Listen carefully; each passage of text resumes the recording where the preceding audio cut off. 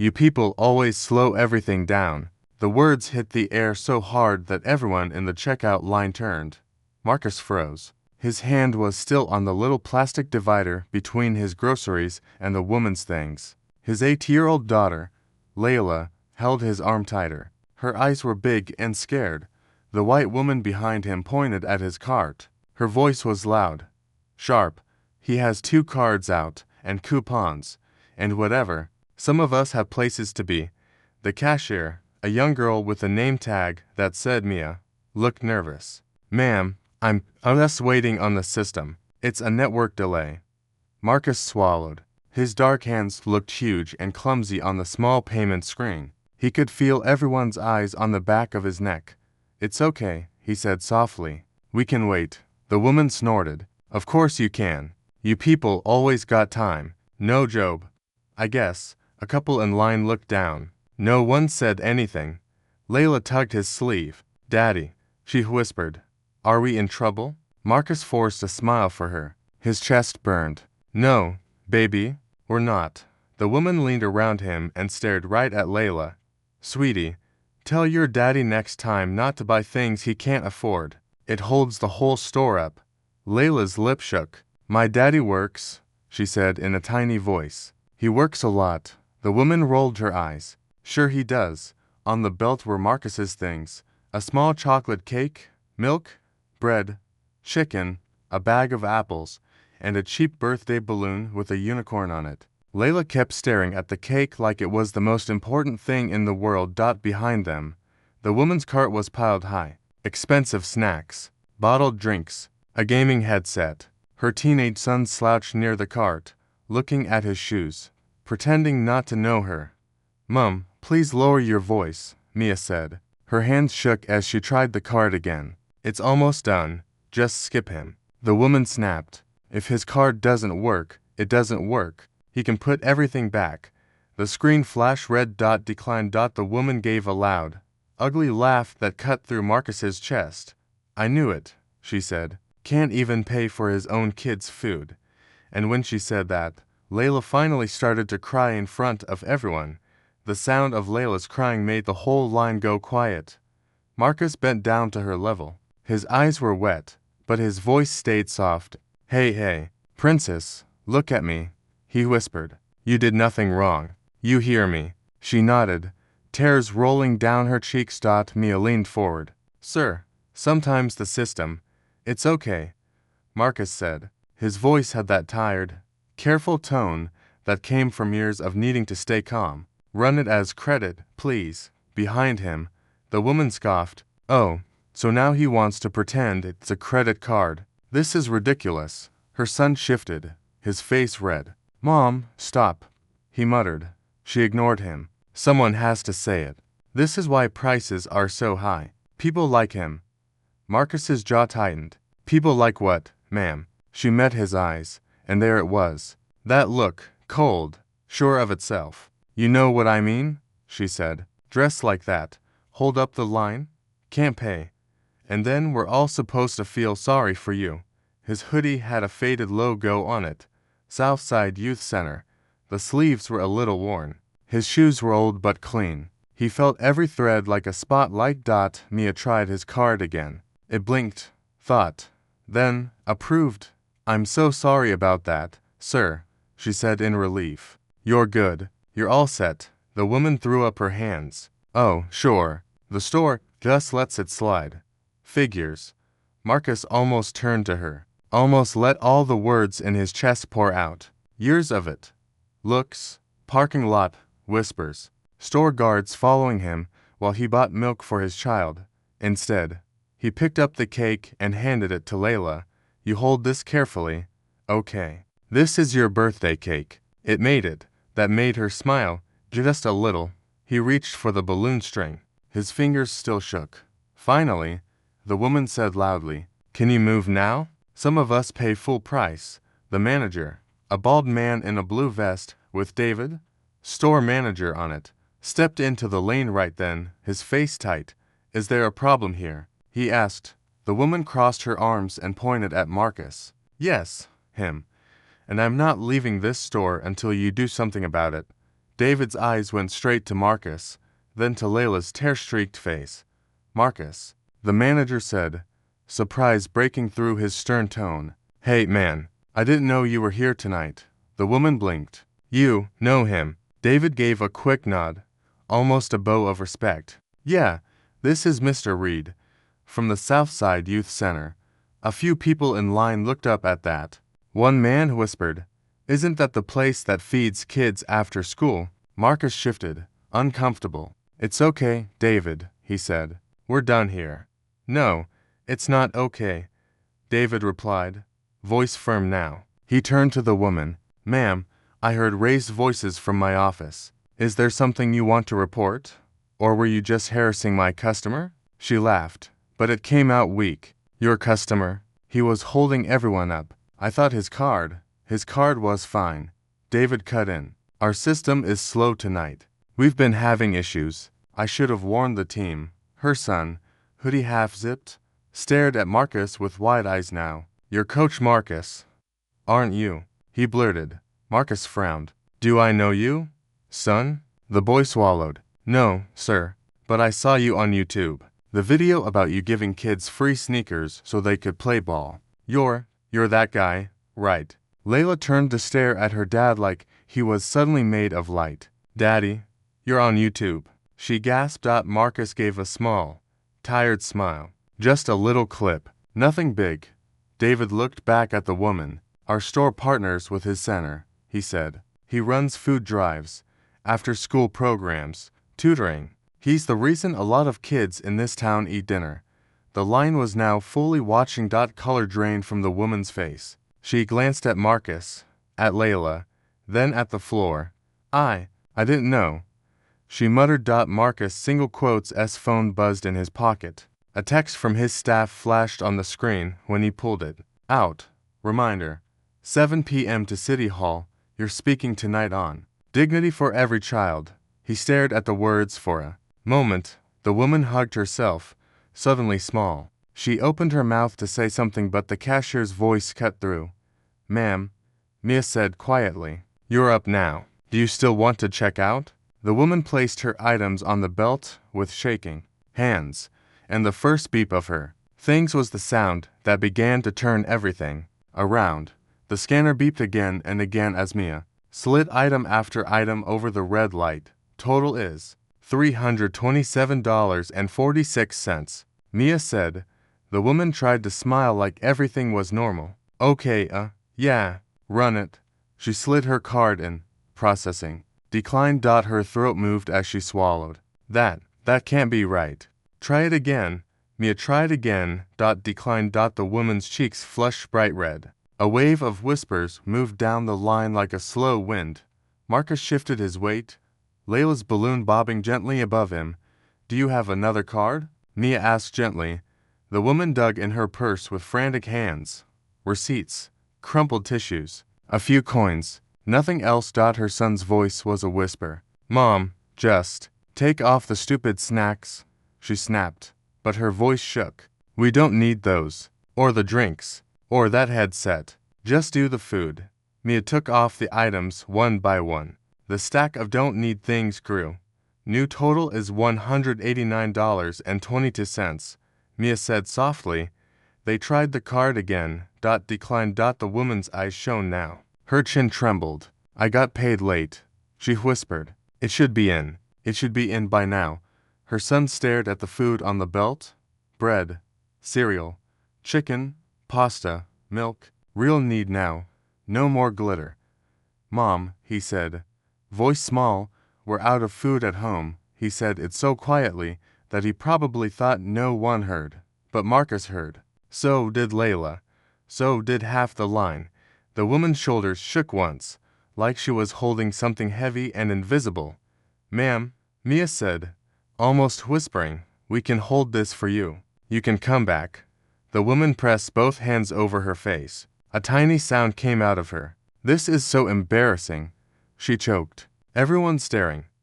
Marcus looked at his daughter. Layla was still holding her cake like a treasure, but now her eyes were on the woman's son. He looked hungry in a way Marcus knew too well. He remembered nights when his own mother pretended she wasn't hungry so he could eat. He remembered the heat in his stomach, the shame, the fear.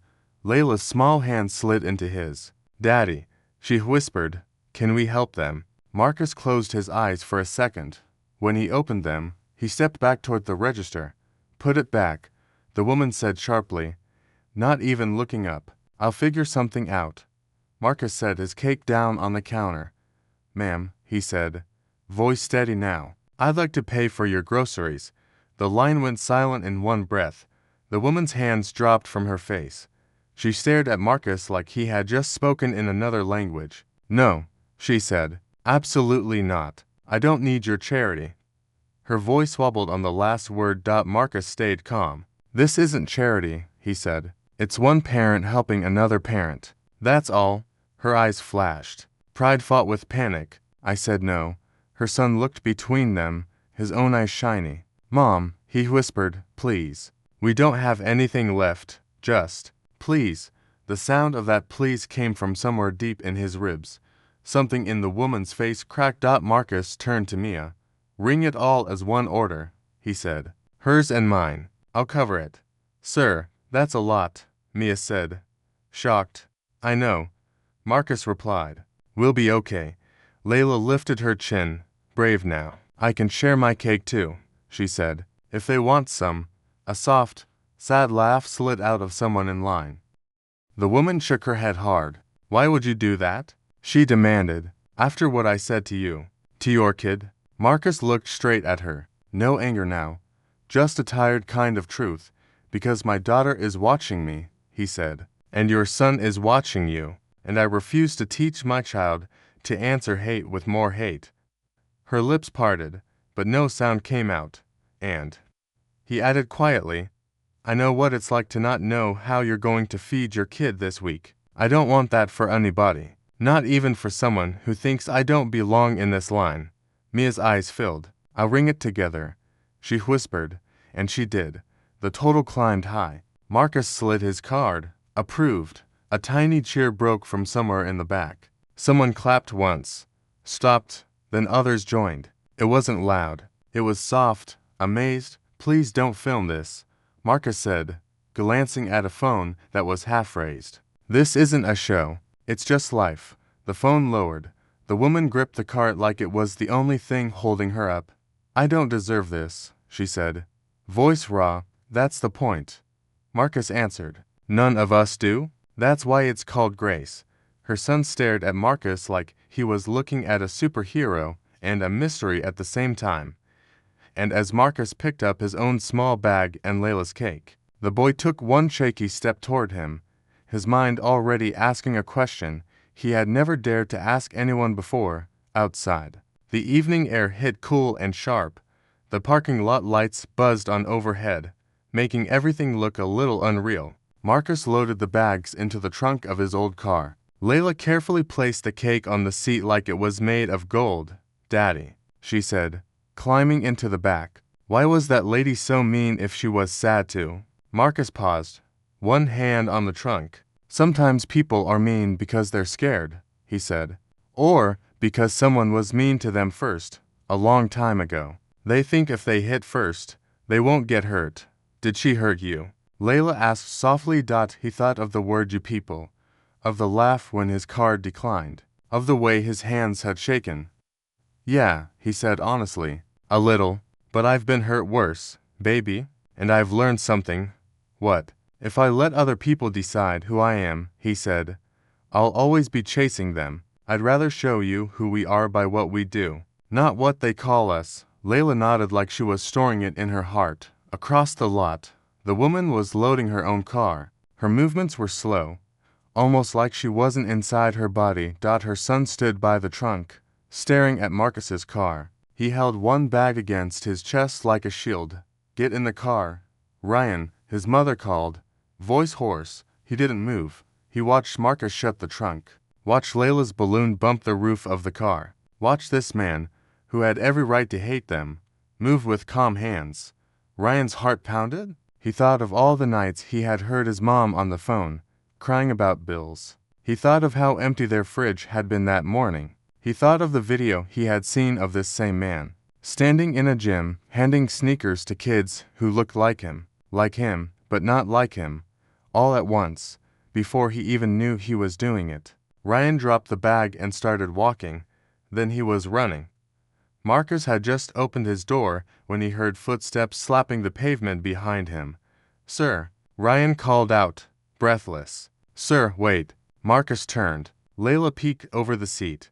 Ryan skidded to a stop a few feet away, chest heaving, eyes wild and bright. "Sir," he said, voice shaking, "can I ask you something?" Marcus studied the boy's face, freckles, fear, hope, all mixed up. "Sure," Marcus said. "What's your name?" "Son." "Ryan," he answered. "Ryan Cooper." "Okay.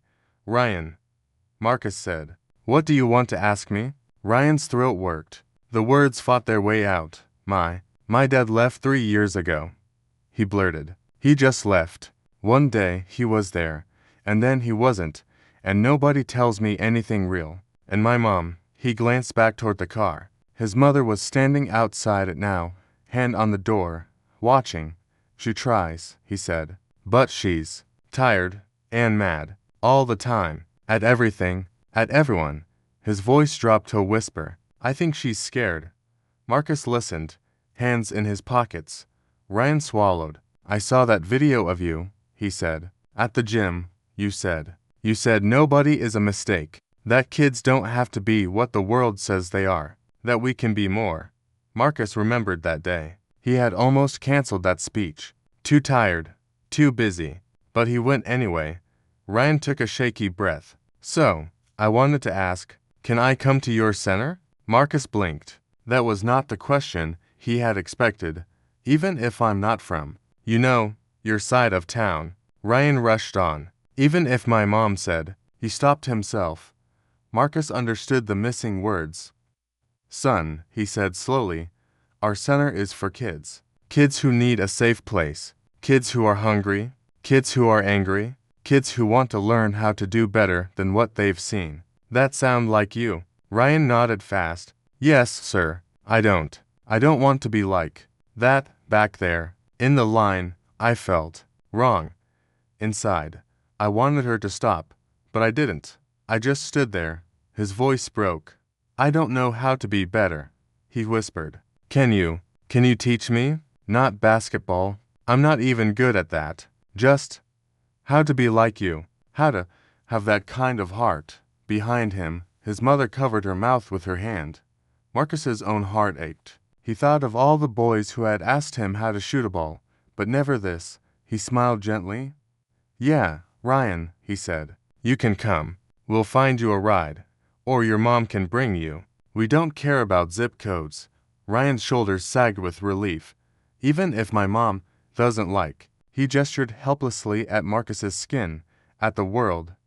Marcus glanced past him at the woman, who was now walking slowly toward them. "Every step heavy.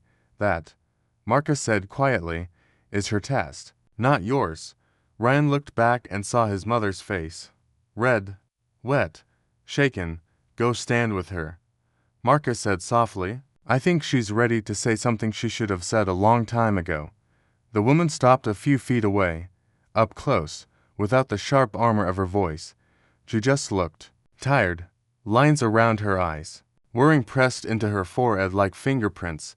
"I heard what you told my son," she said, her voice low and rough. "All of it."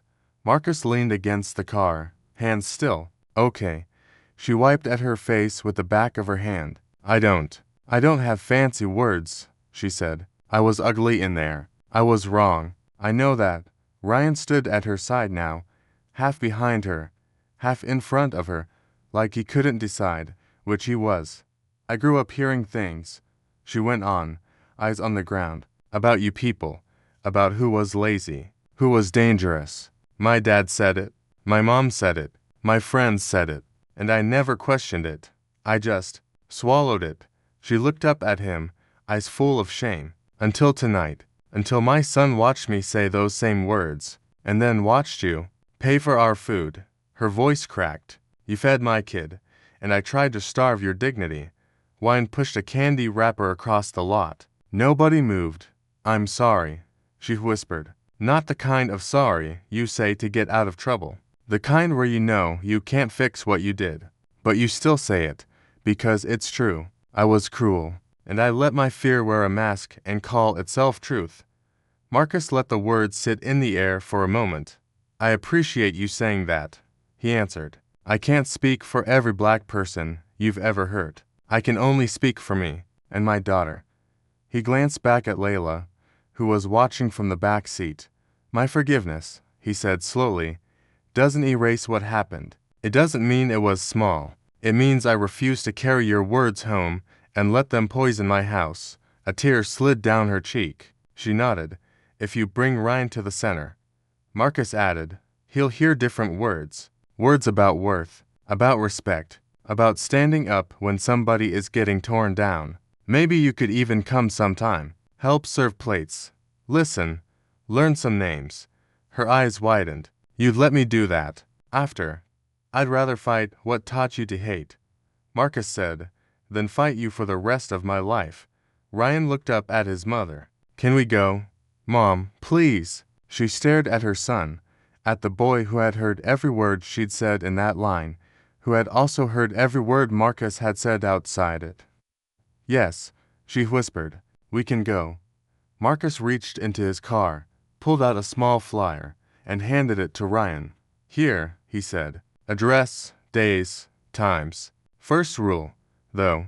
Ryan took it like a ticket to another world. What's the rule? When you're there, Marcus said, every kid is family. Know us and them. Know you people. Just our people. You think you can handle that? Ryan nodded, eyes shining. Yes, sir. I want that. Layla pushed open the car door and hopped down, still holding her cake. Daddy, she asked, can he have some of my birthday cake? Marcus smiled. What do you think, Ryan? You up for some cake on a day that wasn't even your birthday? Ryan laughed, a small, shocked sound that felt like sunlight after rain. Yeah, I am. So they stood there, in the parking lot of an ordinary store, breaking a cheap chocolate cake into crooked pieces. A black dad, his little girl, a white woman who had run out of excuses, and a boy who had just seen what real strength looked like. Cars rolled by. Lights hummed. Somewhere, someone was still angry at someone else. But in that small circle, something shifted. A woman who had used her words to shame learned, that day, that the person she tried to crush was the one who would feed her child. A boy who had watched his mother hate asked a stranger to teach him how to love. And a little girl watched her father turn humiliation into a lesson, and pain into a door. Later, that night, when Marcus stood at City Hall to speak about dignity for every child, he looked out at the crowd and saw two new faces in the back. Ryan and his mom, standing close together. He smiled to himself, because the moral was simple enough for a child to understand. You never know who you are hurting when you choose hate, but you also never know who you might heal when you choose grace.